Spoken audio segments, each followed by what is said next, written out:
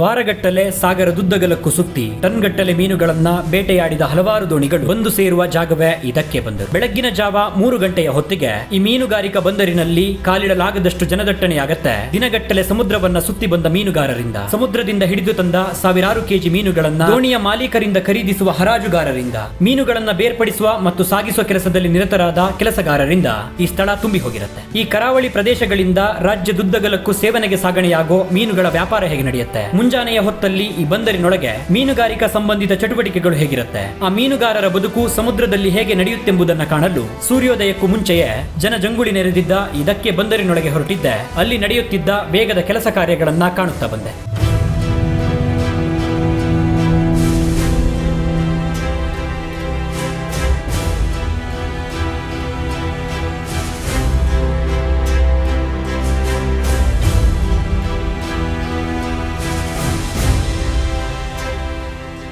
ಇವತ್ತು ಧಕ್ಕೆ ಬಂದರಿಗೆ ಬಂದಿದ್ದೀನಿ.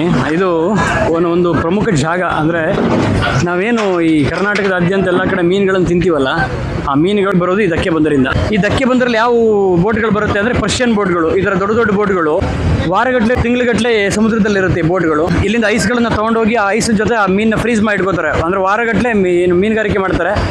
ಮೀನುಗಾರಿಕೆ ಮಾಡಿ ಆ ಮೀನುಗಳನ್ನೆಲ್ಲ ಒಂದು ದಿನಕ್ಕೆ ಅಥವಾ ವಾರದಲ್ಲಿ ಒಂದಿನ, 15 ದಿನಕ್ಕೆ ಒಂದಿನ ಈ ಥರ. ಅಂದರೆ ಮೀನು ಚೆನ್ನಾಗಿ ಸಿಕ್ತು, ಆ ಬೋಟ್ ಲೋಡ್ ಆಯಿತು ಅಂದರೆ ಬೇಗ ಬರ್ತಾರೆ. ಇಲ್ಲ ಮೀನು ಸಿಕ್ಕಿಲ್ಲ ಅಂದರೆ ಮತ್ತೆ ಸಮುದ್ರದ ಮುಂದೆ ಹೋಗ್ತಾ ಇರ್ತಾರೆ. ಆ ರೀತಿ ಮೀನುಗಾರಿಕೆ ಮಾಡಿಕೊಂಡು ಒಂದು ರಾತ್ರಿ ಅಷ್ಟೊತ್ತಿಗೆ ಈ ಬೋಟ್ಗಳು ವಾಪಸ್ ಇಲ್ಲಿ ತಲುಪುತ್ತೆ. ಟನ್ಗಟ್ಟಲೆ ಮೀನು ಬರುತ್ತೆ. ಇಲ್ಲಿ ಲೆಕ್ಕ ಹಾಕೋಕ್ಕಾಗಲ್ಲ. ಆ ಮೀನುಗಳು ಬೇರೆ ಆಗಿ ಬೇರೆ ಕಡೆ ಹೋಗುತ್ತೆ. ಕೆಲವು ಮೀನುಗಳು ಒಣ ಮೀನುಗಳನ್ನು ಮಾಡೋಕ್ಕೆ ಹೋಗುತ್ತೆ, ಇನ್ನು ಕೆಲವು ಈ ಗೊಬ್ಬರಕ್ಕೆ ಹೋಗುತ್ತೆ. ಹೆಚ್ಚಿಗೆ ಮೀನುಗಳು ಊಟಕ್ಕೆ ಅಂದರೆ ತಿನ್ನೋಕ್ಕೋಸ್ಕರ, ಆಹಾರವಾಗಿ ಬಳಸೋಕ್ಕೋಸ್ಕರ ಹೋಗುತ್ತೆ. ಕರ್ನಾಟಕದ ಬೇರೆ ನಗರಗಳಿಗೆ, ಕರ್ನಾಟಕ ಮಾತ್ರ ಅಂತಲ್ಲ, ಬೇರೆ ರಾಜ್ಯಗಳಿಗೆ, ಬೇರೆ ಊರುಗಳಿಗೆ ಇಲ್ಲಿಂದನೇ ಮೀನು ನಡೆಯುತ್ತೆ. ಈ ಮಾರ್ಕೆಟ್ ಒಂಥರ ಬೆಳಿಗ್ಗೆ 3 ಗಂಟೆಗೆ ಓಪನ್ ಆಗುತ್ತೆ. 3 ಗಂಟೆಯಿಂದ ನಂತರ ಗಡಿಬಿಡಿಲಿ ಇರುತ್ತೆ. ಇವಾಗ ಸ್ವಲ್ಪ ಬೆಳಕಾಗ್ತಾ ಬಂದಿದೆ. ಇವಾಗ ಸ್ವಲ್ಪ ಇಲ್ಲಿ ಆಕ್ಟಿವಿಟೀಸ್, ಇಲ್ಲಿ ಚಲನವಲನ ಸ್ವಲ್ಪ ಕಡಿಮೆ ಆಗ್ತಾ ಬಂದಿದೆ. ಸಾವಿರಾರು ಜನ ಇಲ್ಲಿ ಮಾರ್ಕೆಟ್ ಉದ್ದಕ್ಕೂ ಕೆಲಸ ಮಾಡ್ತಾರೆ. ಅಂದರೆ ಬೇರೆ ಕಡೆಯಿಂದ ಇಲ್ಲಿಗೆ ಆಟೋಗಳು ಅಥವಾ ಬೇರೆ ಗಾಡಿಗಳಲ್ಲಿ ಮೀನು ತೊಗೊಂಡೋಗಿ ಬರ್ತಾರೆ. ಈ ಬೋಟ್ಗಳಿಂದ ಮೀನು ಖಾಲಿ ಮಾಡ್ತಿರ್ತಾರೆ. ಅದನ್ನ ಐಸ್ ಪ್ಯಾಕ್ ಮಾಡಿ ಗಾಡಿಗಳಿಗೆ ಪ್ಯಾಕ್ ಮಾಡ್ತಿರ್ತಾರೆ. ಅದು ಬೇರೆ ಕಡೆ ಹೋಗೋ ಮೀನುಗಳಿಗೆ ಪ್ಯಾಕ್ ಮಾಡ್ತಿರ್ತಾರೆ. ಒಂಥರ ಫುಲ್ಲು ಹರಿಬರಿಲಿ ತುಂಬ ಆತುರವಾಗಿ ಇಲ್ಲಿ ಮಾರ್ಕೆಟ್ ನಡೀತಿರುತ್ತೆ. ಸಾವಿರಾರು ಜನ ಇಲ್ಲಿ ಕೆಲಸ ಮಾಡ್ತಾರೆ. ಮಂಗಳೂರಿನ ಈ ಪುರಾತನ ಬಂದರಿನ ಇತಿಹಾಸವನ್ನ ಕೆದಕುತ್ತಾ ಹೋದರೆ ಅಳೂಪರ ಕಾಲದಿಂದಲೂ ಈ ಬಂದರು ಬಳಕೆಯಲ್ಲಿದೆ. ಶತಮಾನಗಳಿಂದಲೂ ಅರಬ್ಬರು ಯುರೋಪಿಯನ್ನರೊಂದಿಗೆ ಮಸಾಲೆ ಪದಾರ್ಥಗಳ ವ್ಯಾಪಾರಗಳ ಮುಖ್ಯ ಕೇಂದ್ರವಾಗಿತ್ತು. ಕೆಳದಿಯ ಅರಸರ ಅಧೀನದಲ್ಲೂ ಇದ್ದ ಈ ಜಾಗ ಅರಬ್ಬರು, ಪೋರ್ಚುಗೀಸರಿಂದಲೂ ಆಳಲ್ಪಟ್ಟಿತ್ತು. ರೇಷ್ಮೆ ಮತ್ತು ಮಸಾಲೆ ಪದಾರ್ಥಗಳ ಜೊತೆಗೆ ಇನ್ನಿತರ ಸರಕುಗಳನ್ನ ಲಕ್ಷದ್ವೀಪ ಮತ್ತು ಮಧ್ಯಪ್ರಾಚ್ಯದ ದೇಶಗಳಿಗೆ ರಫ್ತು ಮಾಡಲು ಬಳಸಿದ್ದ ಬಹುಮುಖ್ಯ ತಾಣವಾಗಿತ್ತು. 1974ರಲ್ಲಿ ಪಣಂಬೂರಿನಲ್ಲಿ ಆಧುನಿಕ ನವಮಂಗಳೂರು ಬಂದರು ಆರಂಭವಾದ ನಂತರ ಮೀನುಗಾರಿಕೆ ಮತ್ತು ಸಣ್ಣ ಪ್ರಮಾಣದ ಸರಕು ಸಾಗಣೆಗೆ ಸೀಮಿತವಾಯಿತು. ಈ ಜಾಗ ದಕ್ಷಿಣ ಕನ್ನಡದ ಅತಿದೊಡ್ಡ ಮೀನುಗಾರಿಕಾ ಬಂದರಾಗಿ ಉಳಿದುಕೊಂಡಿದೆ. ಈಗ ಈ ಬಂದರಿನ ಇತಿಹಾಸವನ್ನ ತಿಳಿಯುತ್ತಾ, ಆ ಜನದಟ್ಟಣೆಯ ಮಧ್ಯದಲ್ಲೇ ಹೆಜ್ಜೆ ಹಾಕುತ್ತಾ ಬೆಳಕು ಹರಿದಿತ್ತು ಅಲ್ಲಿಯ ಆಗುಹೋಗುಗಳನ್ನ ಕಾಣುತ್ತಾ ಸಾಗುವಾಗ.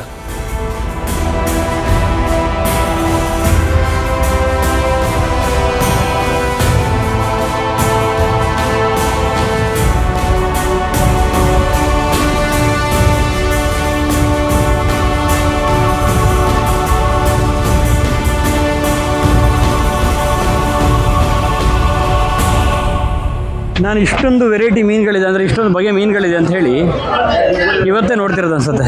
ಯಾವ್ಯಾವ ಥರದ ಮೀನುಗಳಿದೆ ಗೊತ್ತಾ? ನಾವು ನಮ್ಮ ಕಡೆಗಳಲ್ಲಿ ನೋಡೋದು ಕೆಲವು ರೀತಿಯ ಮೀನುಗಳನ್ನು ನೀವು ಇಲ್ಲಿ ನೋಡ್ತಾ ಬಂದರೆ ವೆರೈಟಿ ಮೀನುಗಳು ಪ್ಯಾಕ್ ಆಗಿ ಏನೇನು ಬೇರೆ ಊರುಗಳಿಗೆ ಹೋಗುತ್ತೆ. ಇನ್ನೊಂದಷ್ಟು ಮೀನುಗಳು ಇಲ್ಲೇ ಮಾರಾಟ ಆಗುತ್ತೆ. ಇಲ್ಲೊಂದಷ್ಟು ಜನ ಈ ಬೋಟ್ಗಳಿಂದ ಬರೋ ಮೀನನ್ನ ಖರೀದಿ ಮಾಡಿ ಇಲ್ಲೇ ಇಟ್ಕೊಂಡು ಮಾರಾಟ ಮಾಡ್ತಾರೆ. ಈ ಮಾರ್ಕೆಟ್ ಆಲ್ಮೋಸ್ಟ್ ಮಧ್ಯಾಹ್ನದವರೆಗೂ ನಡೀತಾನೆ ಇರುತ್ತೆ. ಮಧ್ಯಾಹ್ನದಲ್ಲ, ಸಂಜೆವರೆಗೂ ನಡೀತಾನೆ ಇರುತ್ತೆ ಇಲ್ಲಿ ಮಾರ್ಕೆಟ್ಗಳು. ಅಂದರೆ ಇಲ್ಲಿ ಬೇರೆ ಒಳ್ಳೊಳ್ಳೆ ಮೀನುಗಳು, ನಿಮಗೆ ಫ್ರೆಶ್ ಮೀನು, ಈ ಮಂಗಳೂರು ಸುತ್ತಮುತ್ತ ಫ್ರೆಶ್ ಮೀನುಗಳು ಬೇಕು, ಈ ಹೋಟೆಲ್ಗಳಿಗೆ ಅಥವಾ ಮನೆಗಳಿಗೆ ಬೇಕು ಅಂದರೆ ಸಾಕಷ್ಟು ಜನ ಇಲ್ಲಿಗೆ ಬಂದು ತೊಗೊಂಡು ಹೋಗ್ತಾರೆ. ಆಮೇಲೆ ಇಲ್ಲಿ ಸ್ವಲ್ಪ ಅಲ್ಲಿಗೆ ಹೋಲಿಸ್ಕೊಂಡ್ರೆ ಇಲ್ಲಿ ಸ್ವಲ್ಪ ಬೆಲೆನೂ ಕಡಿಮೆ ಇರುತ್ತೆ. ಆಮೇಲೆ ಫ್ರೆಶ್ ಮೀನು ಕೂಡ ಸಿಗುತ್ತೆ. ಹಾಗಾಗಿ ಒಂದಷ್ಟು ಜನ ಇಲ್ಲಿ ಬಂದು ತೊಗೊಂಡೋಗ್ತಾರೆ. ಈ ಮಾರ್ಕೆಟ್ ಅಂತೂ ಗಜಿಬಿಜಿ ನಡೀತಾನೆ ಇರುತ್ತೆ, ಮಧ್ಯಾಹ್ನದವರೆಗೂ ನಡೀತಾನೆ ಇರುತ್ತೆ. ಸಾವಿರಾರು ಜನ ಇಲ್ಲಿಗೆ ಬಂದು ಇಲ್ಲಿಂದ ಮೀನು ತೊಗೊಂಡೋಗ್ತಾರೆ. ಇನ್ನು ಕೆಲವೇನಾಗುತ್ತೆ, ಒಂದಷ್ಟು ಗಾಡಿಗಳು ತುಂಬಿಸ್ಕೊಂಡು ಇವರೇ ಮನೆಗೆ ಹೋಗಿ ಮೀನನ್ನ ಮಾರಾಟ ಮಾಡ್ತಾರೆ, ಬೇರೆ ಊರುಗಳಿಗೂ ಸೇಲ್ ಮಾಡ್ತಾರೆ. ಪ್ರತಿದಿನ 50ರಿಂದ 100 ಮೀನುಗಾರಿಕಾ ದೋಣಿಗಳು ಇಲ್ಲಿಗೆ ಬಂದು ಸೇರುತ್ತವೆ. ಅವುಗಳು ಹೊತ್ತು ತಂದ ಅಪಾರ ಪ್ರಮಾಣದ ಮತ್ಸ್ಯಗಳು ಇಲ್ಲಿ ನಡೆಯೋ ಹರಾಜಿನಲ್ಲಿ ಮಾರಾಟವಾಗುತ್ತವೆ. ನಂತರ ಕೆಲವು ವ್ಯಾಪಾರಿಗಳು ಈ ಬಂದರಿನಲ್ಲೇ ಮೀನುಗಳನ್ನ ವ್ಯಾಪಾರ ಮಾಡಿದರೆ, ಇನ್ನೂ ಕೆಲವರು ವಾಹನಗಳಲ್ಲಿ ಸಾಗಿಸಿ ಊರೂರುಗಳಲ್ಲಿ ಮಾರುತ್ತಾರೆ. ದೊಡ್ಡ ನಗರಗಳಿಗೆ ಇಲ್ಲಿ ದಿಲ್ಲಿ ಕೊಂಡ ಮೀನುಗಳನ್ನ ರಫ್ತು ಮಾಡುತ್ತಾರೆ. ವಿಭಿನ್ನ ಜಾತಿಯ ವಿವಿಧ ಗಾತ್ರದ ಮೀನುಗಳನ್ನ, ಅವುಗಳ ವ್ಯಾಪಾರದಲ್ಲಿ ತೊಡಗಿದ್ದ ಜನಗಳನ್ನ, ಮೀನುಗಳನ್ನ ಹೊತ್ತು ಊರೂರಿಗೆ ಸಾಗಲು ಸಿದ್ಧವಾಗಿ ನಿಂತಿದ್ದ ವಾಹನಗಳನ್ನ ಕಾಣುತ್ತಾ, ಸಮುದ್ರದಲ್ಲಿ ಮೀನುಗಳನ್ನ ಬೇಟೆಯಾಡುತ್ತಾ ದಿನಗಟ್ಟಲೆ ಅಲೆಯೋ ದೋಣಿಗಳು ಹೇಗಿರುತ್ತವೆ, ಅವುಗಳೊಳಗೆ ಮೀನುಗಳನ್ನ ಹೇಗೆ ಶೇಖರಿಸುತ್ತಾರೆ ಎಂಬ ಕುತೂಹಲ ಹುಟ್ಟಿ ಆ ದೈತ್ಯವಾದ ದೋಣಿಗಳನ್ನೇರಿದ್ದೆ ಅದರೊಳಗಿನ ಪ್ರಪಂಚವನ್ನ ಕಾಣುತ್ತಾ ಬಂದೆ.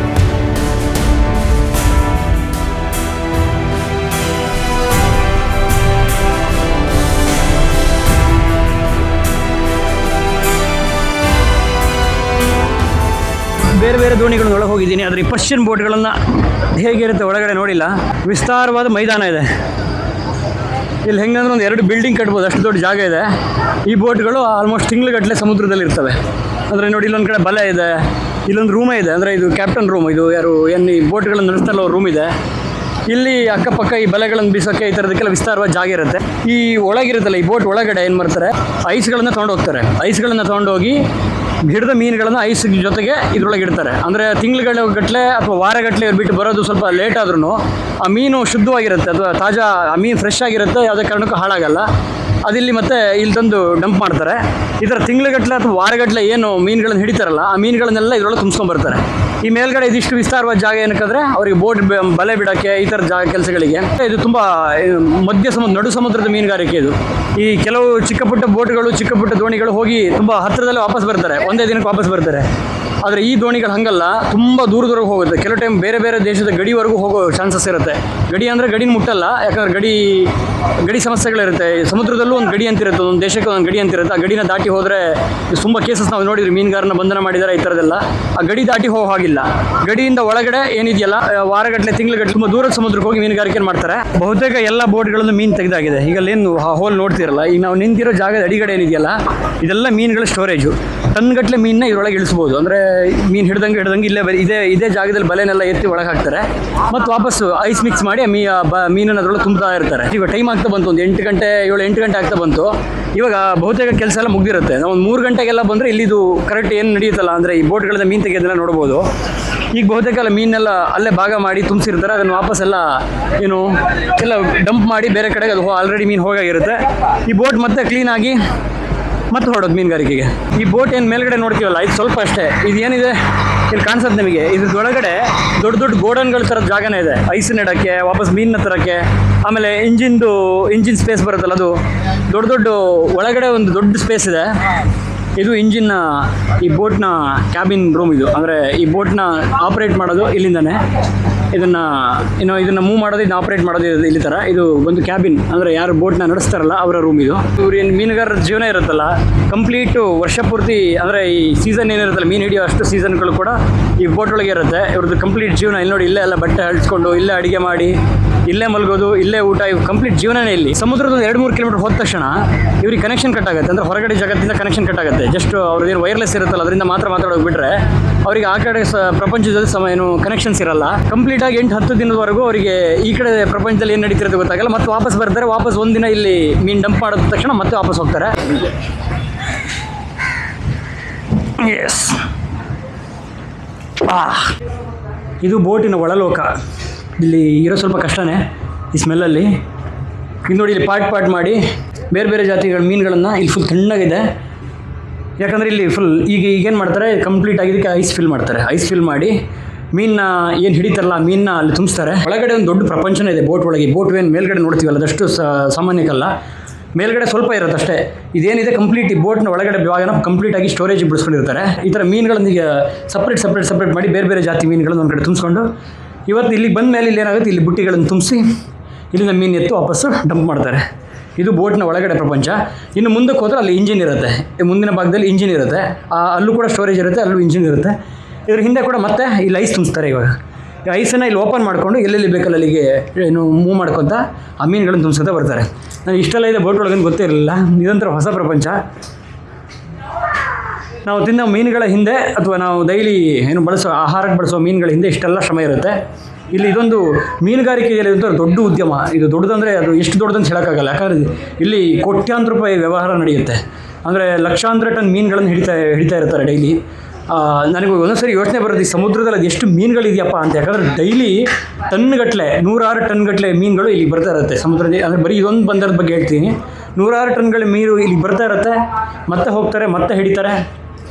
ಅದು ಹೆಂಗೆ ನಡೆಯುತ್ತೆ ಗೊತ್ತಿಲ್ಲ. ಹವಾ ಎಸ್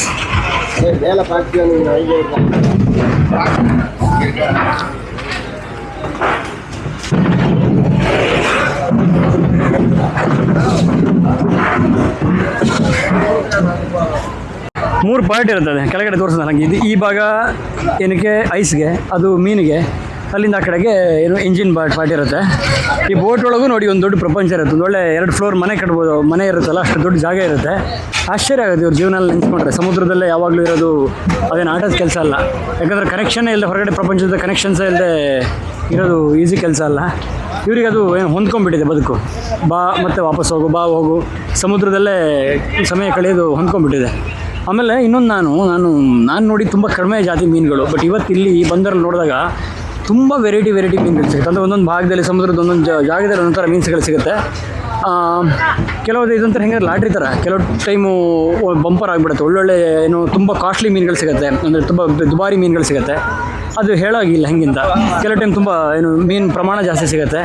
ಈಗ ಆಗ್ತಾ ಇರುತ್ತೆ, ಒಂದೊಂದು ಸತಿ ನಷ್ಟ ಲಾಭ ಈ ಥರ ನಡೀತಾ ಇರುತ್ತೆ. ಈ ಮೀನುಗಳನ್ನು 10-15 ದಿನಗಳ ಇಡೋಕ್ಕೆ ಮುಖ್ಯ ಕಾರಣನೇ ಐಸು. ಅಂದರೆ ಸಮುದ್ರದಿಂದ ಹೋಗೋದು ಒಂದು 10 ದಿನ ಆಗುತ್ತಲ್ಲ, ಆ 10 ದಿನದವರೆಗೂ ಈ ಐಸ್ ಆ ಮೀನುಗಳನ್ನು ಫ್ರೆಶ್ಶಾಗಿ ಕಾಪಾಡ್ಕೊಂಡು ಬರುತ್ತೆ. ನಾವೇನು ತಿಂತೀವಲ್ಲ ಆ ಮೀನುಗಳು ಇವತ್ತು ದಿನ ಹಿಡಿದಿರೋಲ್ಲ, 10-15 ದಿನದ ಮೊದಲು ಹಿಡಿದಿರ್ತಾರೆ. ಈ ರೀತಿ ಐಸ್ಗಳನ್ನು, ಈ ಐಸ್ ಇದೆಯಲ್ಲ, ಈ ಐಸ್ಗೂ ಕೂಡ ಒಂದೊಂದು ಕಡೆ ಫ್ಯಾಕ್ಟ್ರಿಗಳಿರುತ್ತೆ. ಆ ಫ್ಯಾಕ್ಟ್ರಿಗಳಲ್ಲಿ ಏನು ಆ ಐಸ್ಗಳ ಪೀಸ್ಗಳನ್ನು ಪುಡಿ ಮಾಡಿ ಅದನ್ನು ತಂದು ಫಿಲ್ ಮಾಡ್ಕೊಂಡು ಹೋಗ್ತಾರೆ.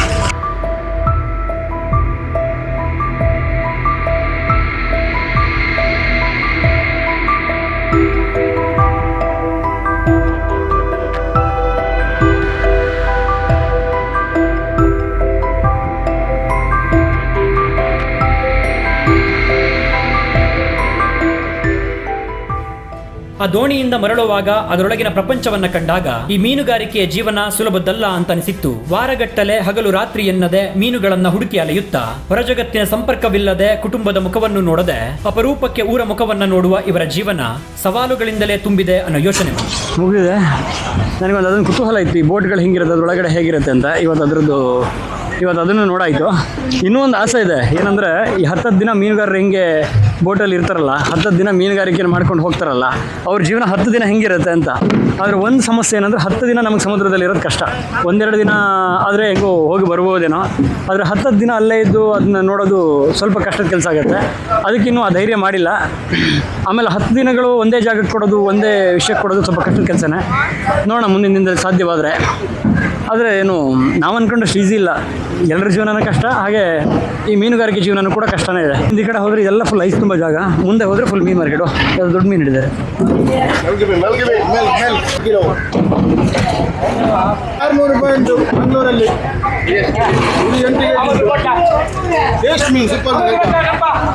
ಈ ಬಂದರಿನಲ್ಲಿ ಬೆಳಕು ಹರಿಯುವಷ್ಟೇ ವೇಗವಾಗಿ ಸಾಗುತ್ತಿತ್ತು ಮೀನುಗಾರರ ಮತ್ತು ಇಲ್ಲಿಯ ಕಾರ್ಮಿಕರ ಕೆಲಸ. ಈ ಪ್ರಪಂಚದೊಳಗೆ ಸಾಗುತ್ತಾ ಹೋದಂತೆ ಅಲ್ಲೊಂದು ಶ್ರಮಿಕರ ಲೋಕದ ಅನಾವರಣವಾಗಿ ಶ್ರಮ ಪಡುತ್ತಿದ್ದರವರು ಅರಿಯದೆ ಆಯಾಸ. 10 ದಿನಗಳು ಕುಟುಂಬವನ್ನೇ ಕಾಣದೆ ದೋಣಿಯನ್ನೇ ಮನೆಯನ್ನಾಗಿ ಮಾಡಿಕೊಂಡು ಬದುಕೋ ಮೀನುಗಾರರು ಒಂದು ಕಡೆಯಾದರೆ, ಒಂದು ಕ್ಷಣ ಹರಣ ಮಾಡದೆ ತಮಗೆ ಮೀಸಲಿಟ್ಟ ಕೆಲಸವನ್ನ ನಿರ್ವಹಿಸುತ್ತಿದ್ದ ಈ ಬಂದರಿನ ಕಾರ್ಮಿಕರು ಒಂದು ಕಡೆ. ಜಗತ್ತು ಗಾಢ ನಿದ್ರೆಯಲ್ಲಿದ್ದರೂ ತಮ್ಮ ಬದುಕಿನ ಬಂಡಿ ಉರುಳಿಸಲು ಶ್ರಮಿಸುತ್ತಿತ್ತು ಈ ಶ್ರಮಿಕರ ಪಡೆ. ಈ ಬಂದರಿನ ಆತುರದ ವಾತಾವರಣ ತಿಳಿಯಾಗೋ ಹೊತ್ತಿಗೆ ಬೆಳಕು ಹರಿದಿತ್ತು. ಅಪಾರ ಗ್ರಾಹಕರ ದಂಡು ಮೀನುಗಳನ್ನು ಖರೀದಿಸಲು ಹರಿದು ಬರುತ್ತಿತ್ತು.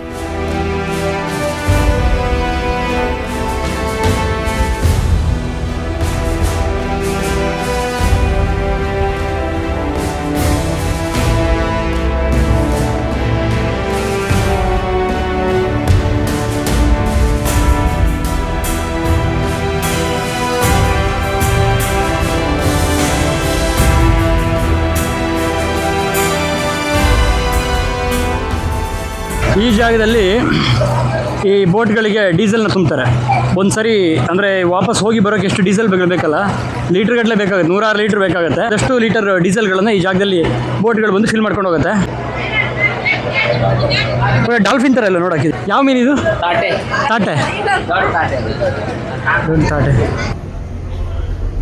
ಎಷ್ಟು ಇಕ್ಕಟ್ಟಿದೆ ಮಾರ್ಕೆಟ್ ಅಂದರೆ ಫುಲ್ ರಶ್ ಆಗಿರುತ್ತೆ. ಅದು ಇನ್ಮೇಲೆ ಏನಿರುತ್ತೆ, ಇಷ್ಟೊತ್ತವರೆಗೂ ಮೀನ್ದು ಡಂಪ್ ಮಾಡೋದು ಈ ಥರ ಕೆಲಸ ನಡೆಯುತ್ತೆ. ಇನ್ಮೇಲೆ ಜನ ಬರ್ತಾರೆ ಮೀನು ತೊಗೊಂಡೋಗಕ್ಕೆ, ರಶ್ ಆಗಿಬಿಡುತ್ತೆ. ಅಷ್ಟು ಜನ ಎಲ್ಲ ಮೀನು ಮಾರ್ತಾ ಕೂತಿರ್ತಾರೆ. ಇವರು ಇಲ್ಲಿಂದ ಪರ್ಚೇಸ್ ಮಾಡಿ ಇಲ್ಲಿಂದ ಹರಾಜು ತೊಗೊಂಡು ಮೀನನ್ನ ಇಲ್ಲಿ ಮಾರ್ತಾ ಕೂತಿರ್ತಾರೆ. ಇನ್ನು ಸುತ್ತಮುತ್ತಲಿನ ಜನ ಬಂದು ಇನ್ನು ತಾಣಕ್ಕೆ ಶುರು ಮಾಡ್ತಾರೆ. ಇನ್ನಂತೂ ಫುಲ್ ರಶ್ ಇರುತ್ತೆ ಮಾರ್ಕೆಟ್. ಇಲ್ಲಿ ಈ ಸ್ಮೆಲ್ಲಿಗೆ ಅಡ್ಜಸ್ಟ್ ಆಗೋದು ಮಾತ್ರ ಸ್ವಲ್ಪ ಕಷ್ಟ ಇದೆ. ಯಾಕಂದರೆ ಯಪ್ಪ, ಈ ಫ್ರೆಶ್ ಮೀನುಗಳು ಅಷ್ಟೊಂದು ಸ್ಮೆಲ್ ಬರಲ್ಲ. ಆದರೆ ಈ ಕೆಲವು ಬೋಟಲ್ಲೇ ಮೀನುಗಳು ಹಾಳಾಗಿರುತ್ತೆ, ಐಸ್ ಏನಾದ್ರು ಹೆಚ್ಚು ಕಡಿಮೆ ಆಗಿ ಅಥವಾ ಕೆಲವು ಮೀನುಗಳು ಬೇಗ ಹಾಳಾಗಿರುತ್ತಲ್ಲ, ಆ ಮೀನುಗಳ ಹತ್ರ ಹೋದಾಗಂತೂ ಯಪ್ಪ ನನಗೆ ಸ್ಟಾರ್ಟಿಂಗ್ ಬಂದಾಗ ಸ್ವಲ್ಪ ಕಷ್ಟ ಆಯಿತು. ಬರ್ತಾ ಬರ್ತಾ ಸ್ವಲ್ಪ ಮೀನಿನ ಸುವಾಸನೆಗೆ ಅಡ್ಜಸ್ಟ್ ಆಗಿಬಿಟ್ಟಿದೆ. ಇನ್ನು ಸಮುದ್ರದಲ್ಲಿ ಬಿಡಿ ಸಾವಿರಾರು ಜಾತಿ ಮೀನುಗಳಿದ್ದಾವೆ. ಇಲ್ಲೊಂದಷ್ಟು ಜಾತಿಗಳನ್ನು ಬುಟ್ಟಿಗಳ ಲೆಕ್ಕದಲ್ಲಿ ಮೀನು ಖರೀದಿ ಮಾಡಿ ಇಲ್ಲಿ ಇಟ್ಕೊಂಡಿರ್ತಾರೆ. ಇಲ್ಲಿ ಕೆ ಜಿ ಲೆಕ್ಕದಲ್ಲಿ ಮಾರ್ತಾರೆ. ಹೌದು,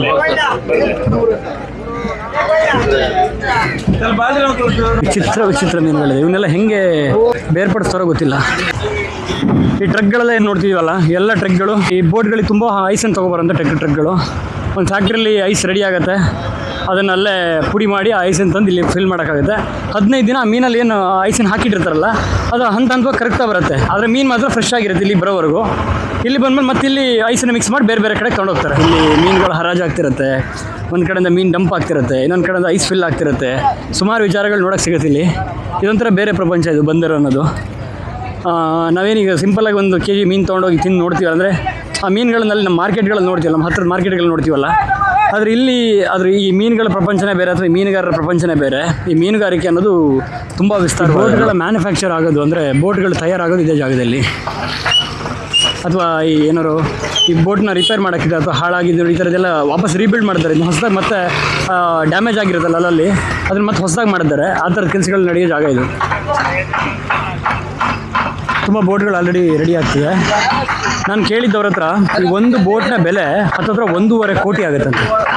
ಅಂದರೆ ಈ ಒಂದು ಬೋಟ್ ಇರುತ್ತಲ್ಲ, ಹತ್ತತ್ರ 1.5 ಕೋಟಿ 70 ಲಕ್ಷದವರೆಗೂ ಒಂದೊಂದು ಬೋಟ್ನ ಬೆಲೆ ಆಗುತ್ತಂತೆ.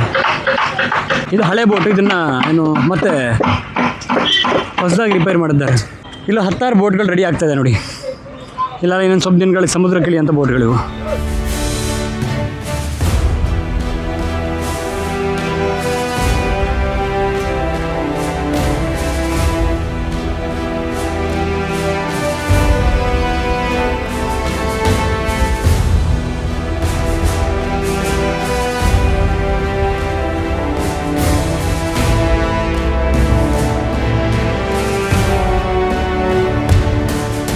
ಇಲ್ಲಿ ಬೆಳಗ್ಗೆ ನಾನು ನೋಡಿದ್ದೇನೆಂದರೆ ಈ ಶ್ರಮ ಪಡ್ತಾರೆ ಜನ ಇಲ್ಲಿ.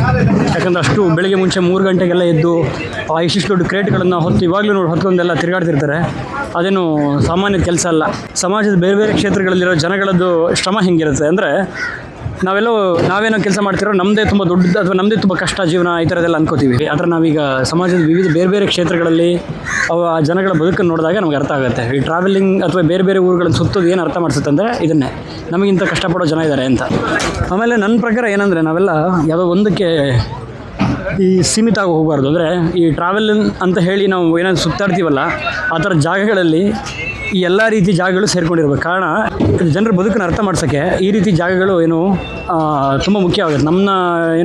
ನಾವೆಲ್ಲ ಟ್ರಿಪ್ ಹೋಗ್ತೀವಿ ಈ ಥರದ್ದು ಅಂದಾಗ ನಮ್ಮ ಪಟ್ಟಿಲೆಲ್ಲ ಒಂದು 4 ಹಿಲ್ ಸ್ಟೇಷನ್ಗಳು, ಬೀಚಸ್ಗಳು ಈ ಥರದ್ದು ಇರುತ್ತೆ. ಅದನ್ನು ಬಿಟ್ಟು ಬೇರೆದು ಈ ಥರದೊಂದು ಪ್ರಪಂಚ ಇದೆ. ಅಲ್ಲೂ ಜನ ಹೀಗೆ ಜೀವನ ಮಾಡ್ತಾರೆ. ಇವನ್ನೆಲ್ಲ ತಿಳ್ಕೊಂಡ್ರೆ ಜೀವನದಲ್ಲಿ ಸವಾಲುಗಳನ್ನು ಎದುರಿಸಲು ಸುಲಭ ಅನ್ಸುತ್ತೆ. ಇಲ್ಲಿ ಸತ್ತ ಕೋಟ್ಯಾಂತರ ಮೀನುಗಳಿಗೆ ಯಾರು ಸಂತಾಪ ಸೂಚಿಸಲ್ಲ. ಮೀನುಗಾರಿಕೆ ಕರಾವಳಿಯ ಜನರ ಬದುಕಿನ ಒಂದು ಭಾಗ.